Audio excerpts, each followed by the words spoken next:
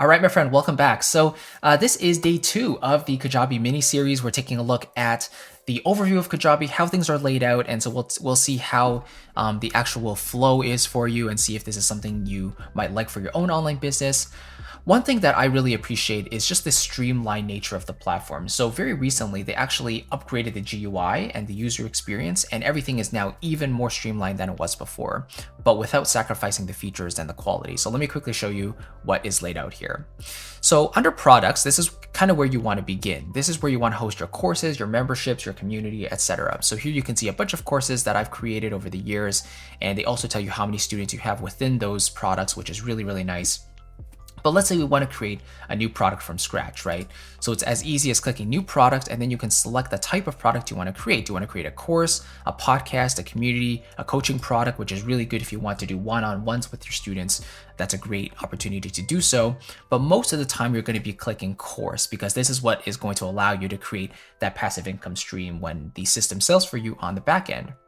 So then after you get started, click get started, then they allow you to set in the price. They allow you to create thumbnails and set up the lessons however you want. So we take a look at one of my courses here. I've done that here with my course Cinematic Music Creation. I've got my thumbnail there. And then here you can see the different modules that I've created. So I have a welcome module, a roadmap, and then all the different modules there listed 1 through 9, and then a conclusion module, and then a little upsell into another product that I have.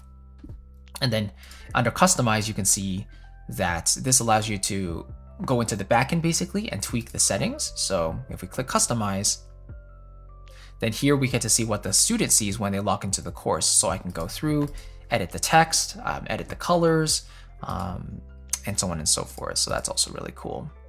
But let's move on here. So we have products, we have courses specifically, which are all of the courses. Then if we take a look at community, for example, I have one community set up, technically 2 because I'm working on a new one, but this is the specific community product that you can set up through the new product section that we just took a look at. You also have the podcast, which I do have a podcast on Kajabi as well. You can sync it up to the different streaming platforms and they handle the podcast deliverables, for you. And so that's really cool. Let's move on to sales, which, naturally are your sales. So you can take a look at your all-time revenue, your revenue in the last 30 days, how many purchases you've had. And then they show you all the different offers that you have, which are specifically the prices that you associate with the product that you're trying to sell. So whether that's a single course or a bundle of courses, or even just like a single PDF, offers are the actual price attached to what you're trying to sell, and then you can create as many offers as you want. So maybe you want to sell a course at $2.99, but then you want to sell that same course with bonuses at $3.99. So those will be 2 separate offers in Kajabi. Then we have coupons, right? Which are coupons when you want to give someone a discount, for example, for let's say a forever coupon. You want to give it to as many people as possible, or you can have that coupon expire on a certain date. You can certainly do that here. You can see I have a bunch of coupons and different percentages off, different amounts off, how many times can they use it per customer, and then what's the expiration date. So that's super self-explanatory there. Payments are basically what payments you've received. So how many transactions you have per month, the subscriptions, the number of multi-payments, and then these are the different transactions I've had from the earliest to the most recent. Okay. And then affiliates are where you can set up affiliate promotions, affiliate partners. So if you have certain people who want to sell your courses for you and receive an affiliate commission, then you can set them up here through affiliates. Then the website section allows you to actually create your own full-fledged website. So just to quickly show you here, this is my website that I've set up on Kajabi. You can see here I have my lead magnet at the very front, and then I have a little bio about myself just for, to describe who I am and a little bit of credibility there. My demo reels because I'm a composer arranger. So if people want to hire me for specific writing or arranging purposes, they certainly can. I give them some buttons to check out more of what I do, and then some testimonials here at the very bottom. But it's really cool because Kajabi allows you the flexibility to tweak the different sections, choose what text you want to put in, the color schemes. And so you can really get away from the Kajabi look and create your own branding on Kajabi's site builder, which is really, really nice. And by the way, we're going to get into all these a little deeper in the subsequent videos, but this video is just to take a quick overview of how things are laid out on Kajabi. Then we have the page builder. So the website pages are what we just took a look at. So we have, the about page, we have contact pages, we have the main homepage, right? And so on and so forth. So you can see here, homepage, store page, library, contact, about pages. So you can create different pages if you want to. I think the ones they give you are pretty good actually. Like you don't have to create too many extras. So usually I leave the website pages alone. Where it really comes into play here is the landing pages. So these work really well for sales pages and specifically like lead magnet pages, like opt-in pages. If you want them to sign up for a lead magnet and you want to collect their email address, you definitely want to use landing pages for that purpose.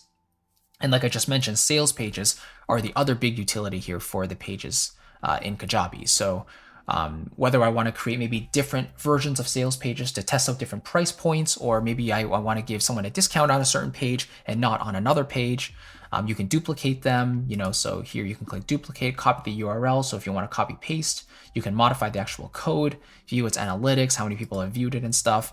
It's pretty deep actually. You can get into it.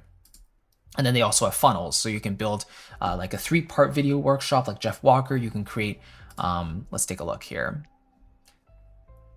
So yeah, different funnels. They used to call them pipelines, but they're basically pre-templated sets of emails and videos that you can just, insert your own text and your own branding into those. So it's really cool. So for example, for a product launch, you can showcase your product, nurture the leads, drive them to your sales page.